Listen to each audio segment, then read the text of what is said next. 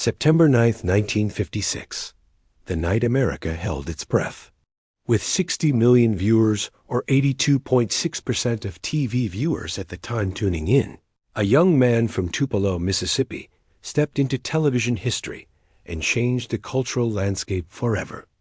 Elvis Presley's first appearance on The Ed Sullivan Show wasn't just a performance, it was a seismic cultural earthquake that split America into two camps: those who embraced the electrifying new sound of rock and roll, and those who feared it would corrupt an entire generation.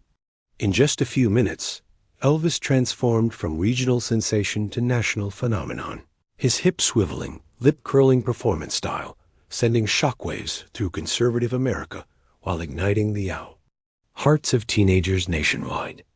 The America of 1956 stood at a crossroads between tradition and revolution. Post-World War II prosperity had created a comfortable middle-class society where conformity was king and social rebellion was viewed with deep suspicion. Television had become the new hearth around which families gathered, with wholesome programming that reinforced traditional values. The Ed Sullivan Show, broadcast every Sunday night at 8 p.m., represented the pinnacle of mainstream entertainment, a variety show that had the power to make or break careers with Sullivan's coveted endorsement. Popular music of the era reflected this conservative atmosphere. Crooners like Perry Como and Bing Crosby dominated the airwaves with smooth, non-threatening melodies that parents approved of and teenagers tolerated. The concept of youth culture as a distinct entity barely existed. Young people were expected to mirror their parents' tastes and behaviors. This musical landscape was predominantly white, with black artists largely relegated to race records that received minimal mainstream exposure despite their innovative sounds. Yet, beneath this placid surface, change was brewing. The civil rights movement was gaining momentum, challenging the segregated status quo. Economic prosperity had given teenagers disposable income for the first time in American history, creating a new demographic with purchasing power. Radio stations were beginning to experiment with different sounds, and some adventurous white DJs were playing rhythm and blues records originally intended for black audiences. These elements combined to create a cultural environment ripe for disruption. When reports began circulating about a young truck driver from Memphis who was causing riots among teenagers with his provocative performing style, the establishment took notice. Elvis had already appeared on smaller television programs, but these were regional affairs that hadn't penetrated the national consciousness. The Ed Sullivan Show represented something entirely different, a direct pipeline into America's living rooms, where families gathered for wholesome entertainment. The booking of Elvis Presley for this sacred Sunday night slot represented a gamble that would either legitimize rock and roll or confirm the fears of conservative America that their youth were being corrupted by dangerous influences.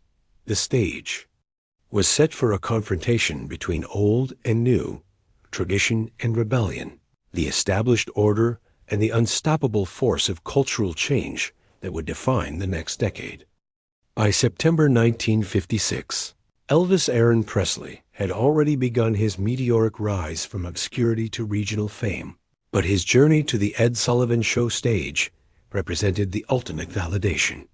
Born in poverty in Tupelo, Mississippi, Elvis had recorded his first song at Sun Records in Memphis just 2 years earlier, initially as a $4 birthday present for his mother. That recording session with producer Sam Phillips led to a sound that would revolutionize popular music, a fusion of country, rhythm and blues, and gospel that had never been heard before. The road to Sullivan wasn't direct. Ed Sullivan himself had initially been skeptical of the young performer, famously declaring he would never book Elvis on his show. However, the landscape changed dramatically when Elvis appeared on competing programs. His appearances on The Milton Berle Show and The Steve Allen Show had generated enormous publicity, both positive and negative. The Berle Show performance, in particular, had showcased Elvis's full hip-gyrating style, earning him the nickname Elvis the Pelvis, and sparking moral outrage across conservative America. Colonel Tom Parker, Elvis's shrewd manager, recognized the power of controversy and the massive audience the Ed Sullivan Show commanded. When Sullivan's ratings dipped following Elvis's successful appearances on rival shows, the host reconsidered his position. The booking negotiations were intense, with Parker demanding an unprecedented fee of $50,000 for 3 appearances, more than Sullivan had ever paid any performer. The deal represented a calculated risk for both parties.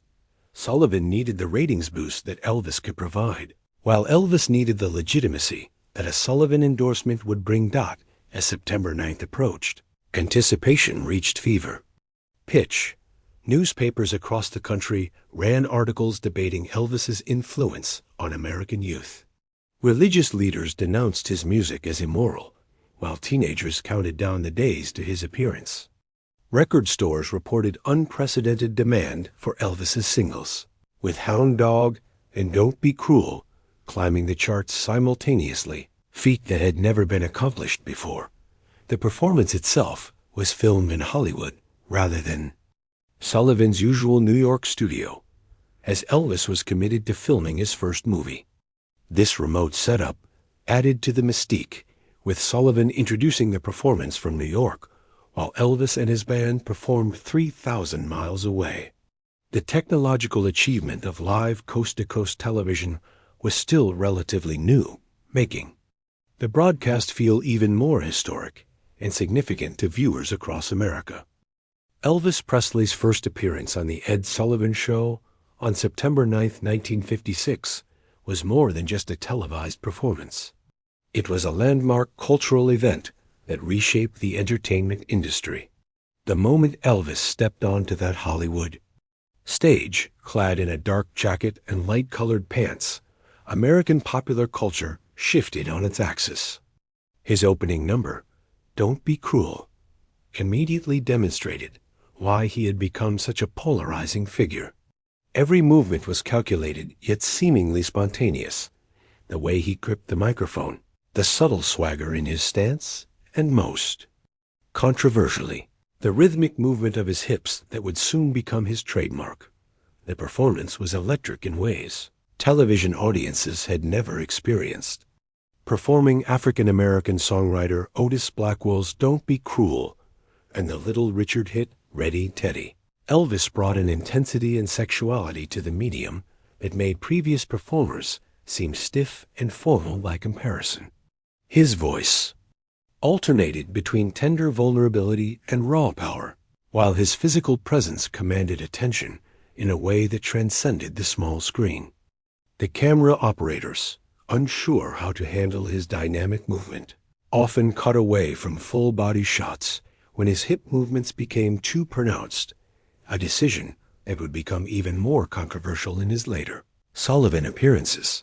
What made the performance revolutionary wasn't just Elvis's style, but how he connected with his audience despite the physical separation of television.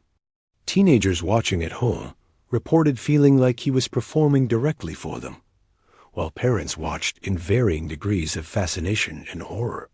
His rendition of Ready Teddy showcased his ability to take existing songs and transform them through his unique interpretive style, making them sound completely new and original.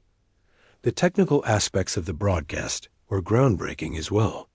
The split between Sullivan in New York and Elvis in Los Angeles required complex coordination and represented some of the most sophisticated live television production of the era.